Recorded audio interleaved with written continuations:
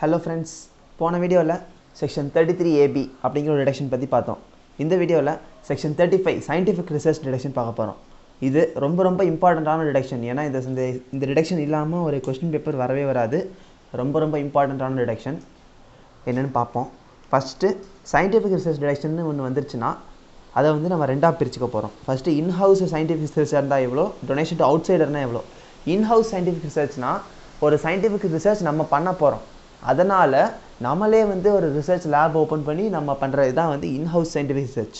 அதுவாக இருந்துச்சுன்னா ப்ரீ கமென்ஸ்மெண்ட்டாக இருந்தால் என்ன, போஸ்ட் கமென்ஸ்மெண்ட்டாக இருந்தால் என்ன. இதுக்கு மீனிங் என்னென்னா, நம்ம அந்த லேபை ஓப்பன் பண்ணுறதுக்கு முன்னாடி நம்ம வந்து எக்ஸ்பென்சஸ் பண்ணியிருக்கோன்னா அது ப்ரீ கமென்ஸ்மெண்ட் எக்ஸ்பென்சஸ். அந்த லேபை ஓப்பன் பண்ணதுக்கு அப்புறமா ஒரு ரிசர்ச் ஆரம்பிச்சிருக்கோன்னா அது போஸ்ட் கமென்ஸ்மெண்ட் எக்ஸ்பென்சஸ். இதில் ப்ரீ கமென்ஸ்மெண்ட்னா முன்னாடின்னு சொன்னேன்.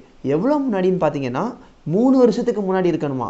இப்போ 2018 தான் நம்ம வந்து ரிசர்ச்சை ஸ்டார்ட் பண்ணுறோம் அப்படின்னா 2018க்கு 3 இயர்ஸுக்கு முன்னாடி தான் ப்ரீ கமென்ஸ்மெண்ட். ஸோ அந்த 2015லேருந்து 2018 வரைக்கும் வந்து அந்த பீரியடை கணக்கில் கிடையாது, 3 இயர்ஸ் ப்ரிசீடிங். இதே போஸ்ட் கமென்ஸ்மெண்ட்னா ஆஃப்டர் எப்போ நம்ம ஆரம்பிக்கிறோமோ அதிலிருந்து.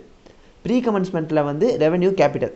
ரெவன்யூ எல்லா எக்ஸ்பென்டச்சுமே அலவுடு, ஆனால் லேண்டு மட்டும் நாட் அலவுடு. நல்லா ஞாபகம் வச்சுக்கோங்க. கேபிட்டல் எல்லாமே அலவுடு, மித்த லேண்டு மட்டும் நாட் அலவுடு. அதே மாதிரி ரெவன்யூ எல்லாமே அலவுடு, ஆனால் 2 மட்டும் அலவுடு கிடையாது. என்னென்னு பார்த்தீங்கன்னா, ரிசர்ச் ஸ்டாஃபுக்கு வந்து ஏதாச்சும் பெர்க்யூசைட் கொடுக்குறோம் அப்படின்னா, பெர்க்யூசைட்னா என்னங்கிறத நம்ம சேலரி ஹெட்டில் பார்ப்போம். தெரியாதவங்க சேலரி வீடியோவை திரும்ப ஒரு தடவை பார்த்துட்டு வாங்க. அவங்களுக்கு கொடுக்கப்படுற ஒரு பெர்க்யூசைட் வந்து ரெவன்யூ எக்ஸ்பெண்டிச்சரில் அலோவ் ஆகாது. இது ஃபஸ்ட்டு ஒன்.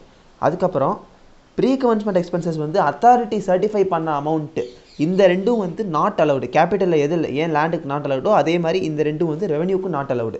இதே போஸ்ட் கமென்ஸ்மெண்ட்டாக இருந்துச்சுன்னா ரெவன்யூக்கு எல்லாமே கிளைம் பண்ணிக்கலாம், எல்லாமே அலவுடு. கேபிட்டலுக்கு திரும்பவும் எல்லாமே அலவுடு, ஆனால் லேண்டு மட்டும் கிடையாது. இதுதான் வந்து in house scientific research. Suppose donation to அவுட் சைடராக இருந்துச்சுன்னா 4 இருக்குது. ஃபஸ்ட்டு, இந்தியன் கம்பெனி வந்து ஒரு சயின்டிஃபிக் ரிசர்ச்சில் ஈடுபடுறாங்கன்னா 100% டிடக்ஷன், ஃபுல்லி அலவுடு. அடுத்து research association in social or statistical ரிசர்ச்னால் அதுவும் 100% அலவுடு. அடுத்து நேஷ்னல் லெபார்ட்டரி, ஐஐடி இந்த மாதிரி இருந்துச்சுன்னா 150% அலவுடு. அண்ட் அதர் அப்ரூவ்டு யூனிவர்சிட்டியும் 150% அலவுடு. இது 150% அலவுட்னா இதுக்கு மீனிங் என்னென்னா 100 ஆட் பண்ணி 150 டிசலவ் பண்ணணும். இது சம் வர்றப்போ உங்களுக்கு கிளியராக புரியும்.